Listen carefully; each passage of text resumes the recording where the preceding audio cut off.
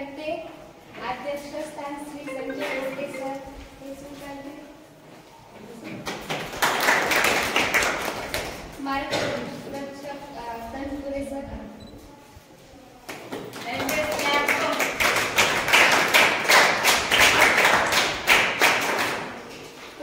प्रमुख उपस्थिती doctor Patel sir.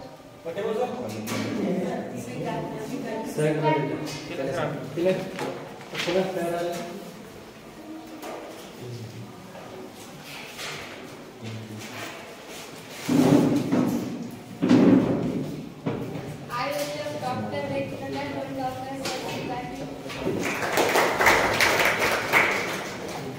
यानंतर प्रास्ताविक डॉक्टर डॉक्टर सर।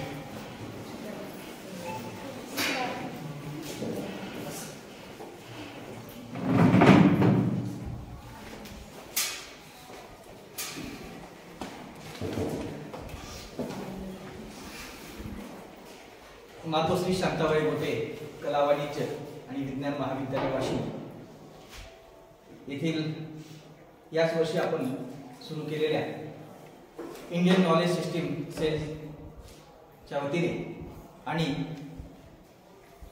तत्वज्ञान विभागाच्या वतीने आज आपण या ठिकाणी इथिक्स ऑफ द भगवद्गीता या कार्यक्रमाचं आयोजन केलेलं आहे। आजचं औचित्य असं आहे की आज गीता जयंती आहे आणि या गीता जयंतीच्या निमित्ताने आपण इंडियन नॉलेज सिस्टीम सेल आणि फिलॉसॉफी डिपार्टमेंटच्या वतीने या कार्यक्रमाचं आयोजन करत आहोत। मित्रांनो, या कार्यक्रमाचं प्रास्ताविक करण्यासाठी मी आपल्या समोर उभा आहे। आपल्या सर्वांना सांगू इच्छितो की अलीकडच्या काळामध्ये आता तुम्ही सीबीसीएस मध्ये शिकत आहात।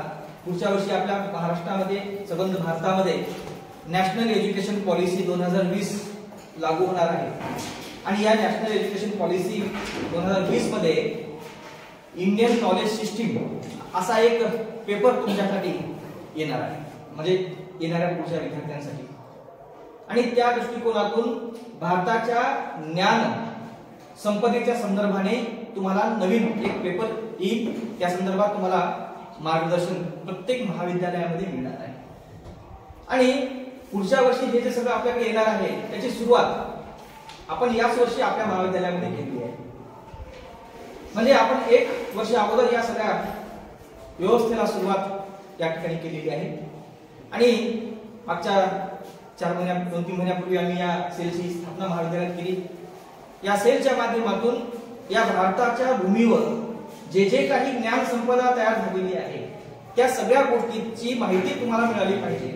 कारण काय की येणाऱ्या काळामध्ये आपण विज्ञानाकडे चाललो आहोत हे खरं आहे, तंत्रज्ञानाचा आपल्याकडे खूप मोठा साठा आहे, परंतु हे सगळं चालू असताना आपण ज्या भारतामध्ये राहतो, जे भारतीय म्हणून आपण घेतो, तर या भारताचा इतिहास सुद्धा आपल्याला थोडासा माहित झाला पाहिजे। आणि प्रामुख्याने आपण ज्ञानाच्या क्षेत्रामध्ये वावरणारे सगळे विद्यार्थी आहोत आणि म्हणून भारताच्या ज्ञान संपदेचं आपल्याला ज्ञान झालं पाहिजे। या उद्देशानं प्रत्येक महाविद्यालयामध्ये आता इंडियन नॉलेज सिस्टीम सेल स्थापन करण्याचं एक काम मोठ्या प्रमाणात सुरू आहे आणि त्यासाठी आपण देखील सामोरे गेलेलो आहोत।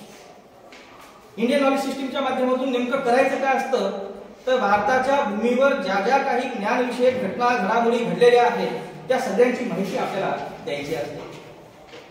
भारताचा इतिहास जगाच्या पातळीवर जेव्हा आपण विचार करतो तेव्हा भारताचा इतिहास हा सगळ्यात प्राचीन इतिहास आहे। सुमारे 10,000 वर्षापूर्वी या भारताच्या भूमीवर ज्ञान संपदा सुरू झालेली होती। जगाच्या पातळीवर या जगामध्ये अनेक देश आहेत, काही देश तर अलीकडच्या काळात उदयाला आलेले आहेत, परंतु भारत एक असा देश आहे की ज्याची ज्ञान संपदा 10,000 वर्षापूर्वीची आहे आणि अशा या भारताचा इतिहास तुम्हाला माहित झाला पाहिजे। या भारताच्या भूमीवर अगदी प्राचीन काळामध्ये वेद असतील, उपनिषद असतील, पुराण असतील, भगवद्गीता आहे, महाभारत आहे, रामायण आहे, त्यानंतर जैनांची आगम साहित्य आहेत, बुद्धांनी सांगितलेले उपदेश आहेत। हे सगळे भारताची जी अनमोल अशी ज्ञान संपदा आहे ती ज्ञान संपदा भविष्यात विद्यार्थ्यांना माहित राहील की नाही अशी चिंता मध्यंतरीच्या काळात व्यक्त होत गेली आणि ती चिंता दूर करण्याच्या दृष्टिकोनातून नॅशनल एज्युकेशन पॉलिसीमध्ये हे इंडियन नॉलेज सिस्टीमचं एक मोठं काम या ठिकाणी सुरू झालेलं आहे।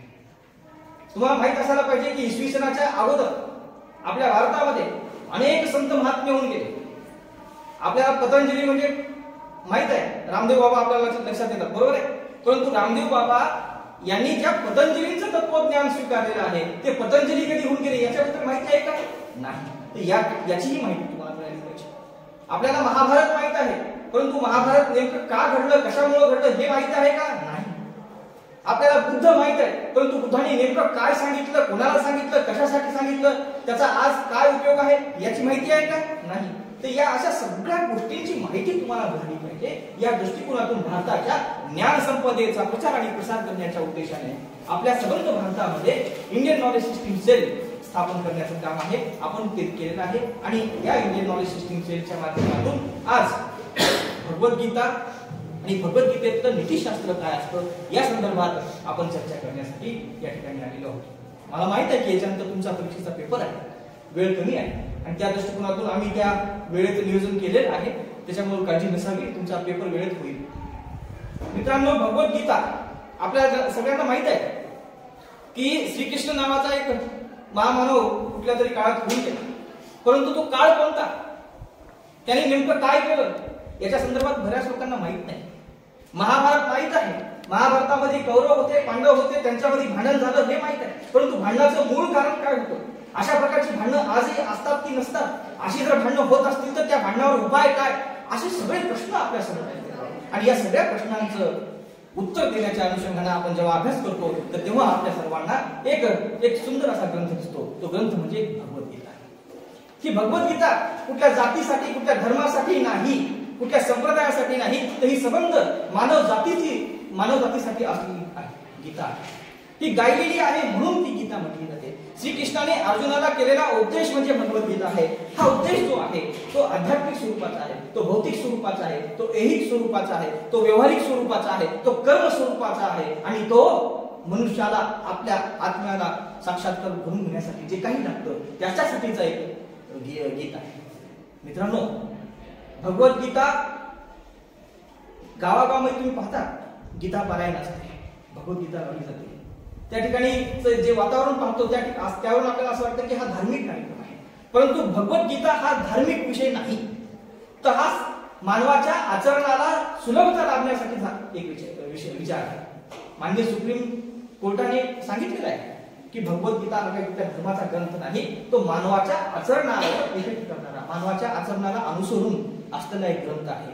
आणि त्या दृष्टिकोनातून आपण भगवद्गीतेला पाहिलं पाहिजे. भगवद्गीतेमध्ये अनेक नैतिक विचार आलेले आहेत. आपण कोण आहोत, आपण कसं वागलं पाहिजे, आपला उद्देश काय आहे, आपण आपल्या या उद्देशाला अनुसरून कसं वागलं पाहिजे, आपण कोणते कर्म आचरणात आणावे, कोणती कर्म आचरणात आणू नये, सुख म्हणजे काय, दुःख म्हणजे काय, पाप म्हणजे काय, पुण्य म्हणजे काय, वाईट म्हणजे काय, चांगलं म्हणजे काय, अशा सगळ्या प्रश्नांची खुलं चर्चा या भगवद्गीतेमध्ये श्रीकृष्णाने केलेली आहे. का केलेली आहे श्रीकृष्णाने? याचं कारण असं आहे मित्रांनो की तुमच्या आमच्यासारखाच एक अर्जुन होता आणि अर्जुनाच्या समोर प्रश्न पडला की आपण आता युद्ध करावं की करू नये. युद्ध का? कारण राजसत्तेवरून युद्ध. परंतु राजसत्तेसाठी युद्ध करावं का? युद्ध करायचं तर कोणासाठी? आपल्याच या कोणासोबत करायचं आहे? आपल्याच या भावंडांसोबत करायचं आहे, आपल्याच नातेवाईकांसोबत युद्ध करायचं आहे. मग असं हे युद्ध काय कामाचं? अशा प्रकारची ही हिंसा आपल्याला नको आहे. म्हणून अर्जुन काय करतो? आपला धनुष्य खाली टाकतो. म्हणजे काय? तो हताश होतो, निराश होतो. परंतु त्या ठिकाणी श्रीकृष्ण त्याला उपदेश करतात की तू हताश होण्याचं काही कारण नाही, निराश होण्याचं कारण नाही, कारण तू ज्यासाठी हा धनुष्य उचललाय ते तुझं कर्तव्य आहे. कर्तव्यासाठी तू लढ, तुझं कर्तव्य आहे लढणं. का लढायचं आहे? कारण या समाजामध्ये वाईट माणसं आहेत, अन्यायी माणसं आहेत. या वाईट माणसाला जर तू संपवलं नाही, या अन्याय करणाऱ्या माणसांना तू संपवलं नाही तर हे अन्याय करणारे अन्याय करत होते, वाईट करणारे वाईट करत होते आणि वाईटांचं हे सगळं साम्राज्य इथं पसरून जाईल आणि अशामध्ये माणुसकी टिकणार नाही. जर माणुसकी टिकवायची असेल, धर्म टिकवायचा असेल तर या ठिकाणी तुला युद्ध करावं लागेल, युद्धाला सामोरं जावं लागेल. अर्थात तू कोण आहेस हे ओळख आणि तुझं कर्तव्य काय आहे हे तू पार पाड. अशा प्रकारचा एक नैतिक संदेश, कर्माचा संदेश भगवद्गीतेच्या माध्यमातून श्रीकृष्णाने अर्जुनाला दिलेला आहे. अर्जुन हताश जेव्हा होतो तेव्हा श्रीकृष्ण त्याला आपलं दिव्य स्वरूप सुद्धा दाखवतात आणि या दिव्य स्वरूपाचं दर्शन झाल्यानंतर अर्जुनाला साक्षात्कार होतो. अर्जुन युद्धासाठी सामोरं जातो आणि त्याच्यातून त्याला असा प्रश्न पडतो की जर भगवंता तू मला सोबत असशील तर मला युद्ध करण्याची काय आवश्यकता आहे? असाही तिच्या मनात प्रश्न येतो. परंतु भगवंत म्हणतात या ठिकाणी कर्म कोणाला सुटणार नाही. जन्माला जो जो कोणी येईल त्याला काम करावं लागेल. कर्माशिवाय कोणाचीही मुक्ती नाही. जर कर्म करण्याचं कोणी सोडलं तर ते अधर्म आहे, म्हणून कर्म करावे लागते. कर्मापासून कोणीही वाचणार नाही. परंतु कर्म कसे करायचे हा या ठिकाणचा प्रश्न आहे. तर भगवंत म्हणजे श्रीकृष्ण या ठिकाणी अर्जुनाला उपदेश देतात की तू कर्म कसे करशील तर ज्या कर्मामध्ये तुझी आसक्ती राहणार नाही, तुझा मोह नसेल, त्या कर्मामध्ये तुला काहीतरी फायदा मिळेल अशा प्रकारची अपेक्षा नसेल, तेच कर्म तू कर. अर्थात तू निष्काम स्वरूपाचे कर्म कर असा उपदेश श्रीकृष्णाने अर्जुनाला दिला. आणि हेच आजच्या घडीला सगळ्यात मोठा नैतिक संदेश आपल्याला तुमच्या तरुण पिढीला द्यायचा आहे. आयुष्यात कधी निराश व्हायचं नाही, हताश व्हायचं नाही. प्रत्येक कर्माला सामोरं जायचं. आपण कोण आहोत हे ओळखायचं आणि आपलं कर्म काय आहे हे ओळखायचं. त्या कर्माला आपण जगायचं. आपण आपले जर कर्म चुकलो तर आपण अधर्मी म्हणून घ्यायचं. पहा, धर्माची व्याख्या काय? आपण कोण आहोत हे ओळखणं आणि आपल्या त्या कर्माला जागा होणं हे धर्म आहे. परंतु आज आपण धर्माची व्याख्या करताना वेगवेगळे धर्माचे नाव घेतो आणि मी अमुक मी तमुक म्हणतो. हा भेद आपण तयार केलाय. परंतु मूळ जो आहे मी कोण आहे? मी मनुष्य आहे. मनुष्य म्हणून मी जन्माला जेव्हा आलो तुमचा धर्म कोणता आहे असा कोणाचा प्रश्न विचारला लोक कोणी पण मी हिंदू, मुस्लिम, शीख, ईसाई. परंतु नाही, मी विद्यार्थी आहे. विद्यार्थी हा माझा धर्म आहे. मग माझ्या धर्माचं काय कर्तव्य आहे? अध्ययन करणं, अभ्यास करणं हे माझा धर्म आहे. आणि जर तुम्ही अभ्यास केला नाही तर तुम्ही अधर्मी आहात असा त्याचा अर्थ आहे. आणि याच अनुषंगानं आपण कोण आहोत हे ओळखलं पाहिजे. आपले कर्तव्य काय आहे हे ओळखलं पाहिजे. मात्र मी परीक्षेत चांगले मार्क मिळाले पाहिजे म्हणून अभ्यास करत असेल हे चुकीचं आहे. भगवद्गीतेत सगळ्यात महत्वाचा संदेश तोच आहे की आपण जे काही करत आहोत ते निष्काम स्वरूपातून केलं पाहिजे. त्याच्यामध्ये कुठलाही मोह आपण ठेवता कामा नये. भगवद्गीतेत सांगितलेलं आहे काम, क्रोध आणि लोभ ही 3 नरकाची द्वार आहेत. नरक म्हणजे काय? दुःख, यातमा. ज्या ठिकाणी आपल्याला खूप सारं दुःख होऊ शकतं ते नरकापेक्षा अजून काय असू शकतं. म्हणून भगवद्गीतेत काय म्हणलंय? काम. आज पाहतो आपण सगळं हे सोशल मीडिया वगैरे वगैरेच्या माध्यमातून मॅक्झिमम मुलं काम प्रवृत्तीच्या विळख्यात अडकलेली दिसतात. वासनेला बळी पडलेली दिसतात. आणि हे वासना जी आहे ना ती मनुष्याला आपल्या सतसत विवेक बुद्धीला जागा ठेवण्यासाठी खूप मोठा बाधा आहे. आणि म्हणून श्रीकृष्णाने जे सांगितलेलं आहे कामापासून, काम म्हणजे वर्क नाही बरं का, म्हणजे सेक्स पासून तुम्ही लांब राहा. तुमच्यामध्ये वैराग्याची एक भावना जागृत ठेवा. तुम्ही ब्रह्मचार्याचं व्रत पालन केलं पाहिजे. जेव्हा तुम्ही संसारात जाल तेव्हा तुम्हाला तुमच्या वासना पूर्ण करायच्या आहेत. त्या ठिकाणी तुम्हाला भोग घ्यायचीच आहे.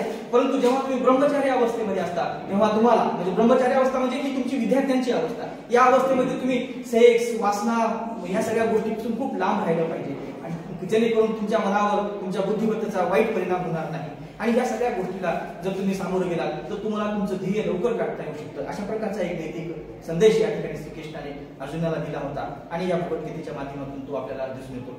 लोभ हे सुद्धा खूप घातक आहे. आपण कुठल्याही गोष्टीमध्ये जर लोभ धरू लागलो, मन काय मोह धरू लागलो तर काय होईल की आपण त्या मोहापायी जे मूळ काम करायचं आहे त्या कामापर्यंत आपण जाऊ शकणार नाही. आपले जे मूळ साध्य आहे ते साध्य आपण गाठू शकणार नाही. अशा प्रकारे आपण निष्काम स्वरूपातून सगळ्या गोष्टी केल्या पाहिजेत. हाच नैतिक संदेश आजच्या या इथिक्स ऑफ दी भगवद्गीता या कार्यक्रमाच्या माध्यमातून आपल्याला द्यायचा आहे. आपल्या इथे मार्गदर्शक तनपुरे सर आहेत, ते सविस्तर या ठिकाणी बोलतील. मी आलेल्या सर्व मान्यवरांचा शब्दसंग्रहाला पुनश्च एकदा IKSLच्या विभागाने आणि आमच्या तत्वज्ञान विभागाच्या वतीने स्वागत करतो. आपल्या सर्वांचे देखील स्वागत करतो. त्यानंतर जे प्रमुख मार्गदर्शक आहेत तनपुरे सर त्यांना विनंती करतो की आपण विद्यार्थ्यांना मार्गदर्शन.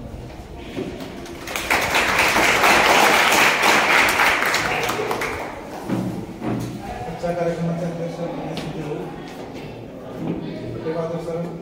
डॉक्टर सर, उपस्थित माझे सहकारी बंधू, विद्यार्थी बंधू आणि केवळ 10 मिनिटाचा वेळ मिळालेला आहे त्यामुळे सविस्तर शब्द मी वगळतो. इंडियन नॉलेज सिस्टीम हा सेल ही आपल्या इथे स्थापन झालेला आहे आणि या माध्यमातून एथिक्स ऑफ भगवद्गीता हा विषय मुळात भगवद्गीता ही श्रीकृष्णाने अर्जुनाला सांगितलेले 700 श्लोक आहेत आणि त्याचे अध्यायामध्ये आपण विभाजन केलं 18 अध्याय. म्हणजे जेव्हा अर्जुन जेव्हा पांडवांना कौरवाशी युद्ध करायचं आणि या युद्धासाठी ते मैदानात जातात आणि जेव्हा मैदानात गेल्यानंतर अर्जुन म्हणतो की मला एकदा सैन्याची पाहणी करू द्या, आणि सैन्याची पाहणी करायला गेलेले असताना तो पाहणी करत असताना त्याच्या लक्षात येतं की मला ज्यांच्याशी लढायचं आहे त्याच्यामध्ये कोणीतरी माझा काका आहे, कोणी भाऊ आहे, कोणी आजोबा आहे, कोणी चुलते आहेत, कोणी सासरा आहे, मामा आहे, असे सगळे नातेवाईक दिसायला लागतात. आणि मग अर्जुनाच्या मनामध्ये विषाद येतो की मला या सगळ्या नातेवाईकांना मारून युद्ध जिंकायचं आहे का, आणि मग युद्ध जिंकल्यानंतर मला काय मिळणार आहे, तर राज्य मिळणार आहे, आणि मग त्या राज्याचा उपभोग घेण्यापेक्षा मी मरण पत्करेल किंवा मी हे युद्ध लढणारच नाही, मला नको ते राज्य. अशा सगळ्या सोयऱ्यांना मारून मला राज्य जर मिळवायचं असेल तर मला ते राज्य नको, असा विषाद जेव्हा अर्जुनाच्या मनामध्ये निर्माण होतो तेव्हा श्रीकृष्णाने अगदी 700 श्लोकामध्ये युद्धाचा प्रसंग आहे आणि दोन्ही बाजूला सैन्य उभा आहे, अशा वेळेस फार वेळ त्यांना मिळाला नसेल. एका अर्ध्या पाऊण तासामध्ये श्रीकृष्णाने 700 श्लोक सांगितलेले आहेत, आणि एखाद्याच्या वाणीमध्ये किती ताकद असते हे ते 700 श्लोक जे आहेत ते आपल्याला या ठिकाणी दिसतात.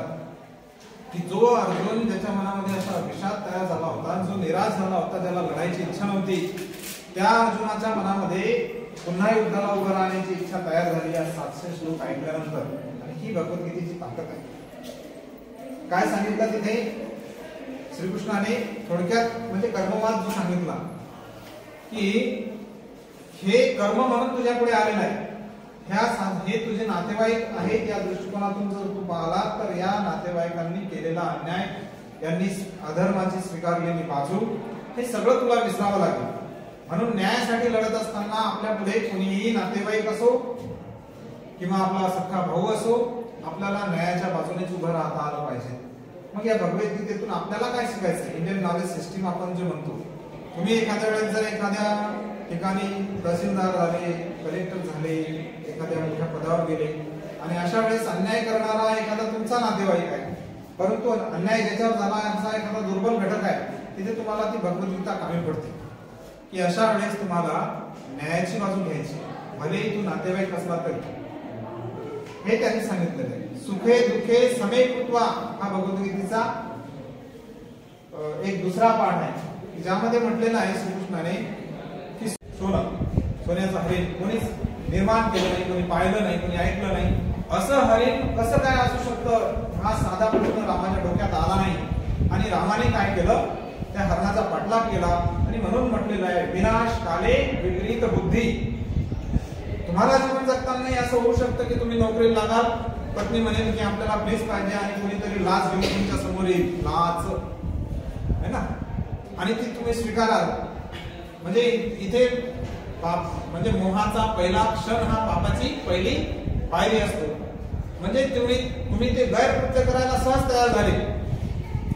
तुम्ही सर्व्हिसला लागाल आणि नवरा म्हणेल की मोठ्या पोस्टवर आहे, तुझ्याकडे रोज पैसा घेऊन येतात लोक, तू घेत जा. हे जे मोहाचे क्षण असतात, रामासारख्या श्रेष्ठ पुरुषाला सुद्धा विनाश काळ आलेला असताना ते क्षण ते मोह तो आवरू शकला नाही. हे आपण रामायणामधून शिकलेलं आहे. एका ठिकाणी रामाने म्हटलेलं आहे जननी जन्मभूमीच स्वर्गादपि करीसी. हे रामाला त्याच्या गुरुने शिकवलं होतं की बाबा रे, धन मित्र या सगळ्याच्या पलीकडे मातृभूमी आहे. जेव्हा जेव्हा प्रश्न येतो की धन निवडायचं की मातृभूमी, मित्र निवडायची की मातृभूमी, नातेवाईक निवडायची की मातृभूमी, अशा जीवन निवडायचं की मातृभूमी, अशा वेळेस काय निवडलं पाहिजे? मातृभूमी ही पहिले आहे, हे रामाला त्याच्या गुरुने सांगितलं. पण जेव्हा राम हा रावणाला मारतो आणि तिथे एक प्रसंग येतो की राम म्हणतो की ही लंका जी आहे ती विभीषणाला देऊन टाकायची. लक्ष्मण म्हणतो की आपण एवढे सगळे आपले सैनिक धारातीर्थी पडलेत, आपण याच्यासाठी एवढे कष्ट घेतले, तेवढा संघर्ष केला आणि जिंकलेली लंका का द्यायची? तेव्हा रामाला ते गुरुने सांगितलेलं वाक्य आठवतं. राम पुन्हा म्हणतो की जननी जन्मभूमी स्वर्गादपि गरीयसी. तेव्हा राम म्हणतो की सोन्याची लंका मला मोह घालू शकत नाही, कारण माझ्या गुरुने मला शिकवलंय की या सगळ्या मोहापेक्षा काय महत्वाचं आहे? माझी धरती मला स्वर्गापेक्षा जास्त महत्वाची आहे, आणि ती माझ्याकडे आहे. मला या शत्रूने जिंकलेलं हे राज्य नको. आणि एका क्षणामध्ये राम ते राज्य विभीषणाला देऊन टाकतो. त्या गोष्टी आपण म्हणजे पुराणाची वांगी पुराणात गेली असं जे म्हटलं जातं, त्यापासून शिकण्यासारख्या ज्या गोष्टी आहेत त्या आपण शिकल्या पाहिजे. रामायण असेल, महाभारत असेल, जातक कथा असतील, याच्यामध्ये आपल्याला बऱ्याचदा असं वाटू शकतं की या सगळ्या गोष्टी काल्पनिक आहेत, हे की नाही, भ्रम निर्माण करणारे असू शकतात. परंतु या कल्पनेच्या पलीकडे त्या ग्रंथांनी आपल्याला काय सांगितलं, कोणतं नॉलेज आपल्याला दिलं, कोणतं ज्ञान आपल्याला दिलं, ते स्वीकारायला मात्र आपण मोकळे आहोत. आणि तेच आपण स्वीकारण्यासाठी हे ग्रंथ वाचले पाहिजे, मनन केलं पाहिजे, असं मला या ठिकाणी विशद करावं असं वाटतं.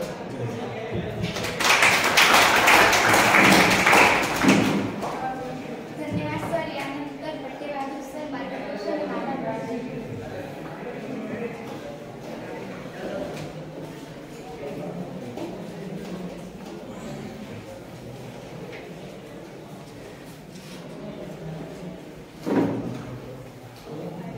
ज्ञानाच्या सर्व शाखांना सर्वप्रथम अभिवादन करतो. इंडियन नॉलेज सिस्टम सेल याच्या अंतर्गत आज आपण इथिक्स ऑफ भगवद्गीता या ज्ञान प्रबोधन कार्यक्रमाचे अध्यक्ष आपल्या महाविद्यालयाचे प्राचार्य या तनपुरे सर, त्याचबरोबर प्रमुख उपस्थितीमध्ये संजीवभाऊ घोटे सर, या कार्यक्रमाचे आयोजन ज्या विभागाने केले त्या तत्वज्ञान विभागाचे विभाग प्रमुख डॉक्टर डोणगावकर सर आणि उपस्थित माझे सर्व सहकारी मित्र आणि विद्यार्थी मित्रांनो, मार्गदर्शन करण्यासाठी म्हणून नाव सुचवलं, पण मार्गदर्शन करण्याचा जो काही विषय आहे हा तत्वज्ञानाचा आहे. भाषेच्या संदर्भात काही सांगायचं झालं ते मला सांगता येईल, तत्वाच्या संदर्भात सांगायचं झालं तर तत्वज्ञानाचे सर नक्कीच त्यामध्ये चांगल्या प्रकारचं मार्गदर्शन करू शकतात. भगवद्गीतेवरती भाष्य डोणगावकर सरांनी आणि B.R. तनपुरे सरांनी चांगल्या प्रकारे केलेला आहे. पौराणिक कथांमधून किंवा पौराणिक या सर्व ज्ञानांमधून समयानुसार आपल्याला त्या ज्ञानाचा वापर कुठे आणि कसा करायचा या संदर्भातलं प्रबोधन इंडियन नॉलेज सिस्टम सेलच्या माध्यमातून आपल्या महाविद्यालयानं मागच्या सत्रापासून सुरू केलेला आहे. आज भगवद्गीतेचा सार हा आपल्या जीवनाला वेगळी दृष्टी देण्यासाठी म्हणून मला वाटते आजच्या कार्यक्रमाचं प्रयोजन डोणगावकर सरांनी केलेलं आहे. वेळेचं भान ठेवून मला वाटते या ठिकाणी बोललं पाहिजे. जे महत्वाची जबाबदारी आहे दोन वक्त्यांनी पार पाडली. या कार्यक्रमाचं आभार प्रदर्शन मी या ठिकाणी करणार आहे. आजच्या कार्यक्रमाचे अध्यक्ष B.R. तनपुरे सर महाविद्यालयाचे प्राचार्य यांनी या ठिकाणी अध्यक्षपद भूषविलं, मार्गदर्शन केलं. त्यांचे मी तत्वज्ञान विभागाच्या तर्फे इंडियन नॉलेज सिस्टम सेलच्या तर्फे धन्यवाद देतोय, आभार मानतोय. त्यानंतर या कार्यक्रमासाठी उपस्थित आपल्या महाविद्यालयाचे मॅनेजमेंट कमिटीचे सदस्य, सन्माननीय सदस्य संजीवभाऊ घोटे सर आपल्यामध्ये उपस्थित होते. त्यांनी कार्यक्रमाला उपस्थिती दर्शवून या कार्यक्रमाची शोभा वाढवली, त्यांचेही या ठिकाणी आभार व्यक्त करतो.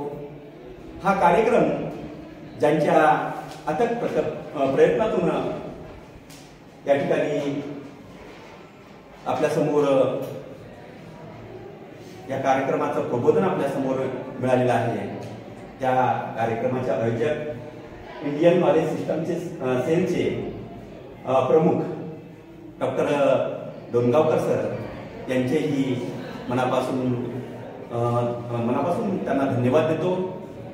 या कार्यक्रमासाठी माझे सर्व सहकारी मित्र Damodar sir, Lande sir, Thackeray sir, रुके मॅडम आणि सर्व सहकारी या ठिकाणी उपस्थित आहेत. आपण सर्वांनी हा कार्यक्रम मोठ्या तन्मयतेनं ऐकून घेतला, कारण विद्यार्थ्याशिवाय हा कार्यक्रम पूर्ण न होणे, त्यामुळं कार्यक्रमाचा मुख्य आधारस्तंभ हा विद्यार्थी आणि श्रोता असतो. तुमचेही आभार मानतो आणि अध्यक्षाच्या वतीनं हा कार्यक्रम संपला. तत्पूर्वी BSCच्या मुलांची परीक्षा याच हॉलमध्ये होणार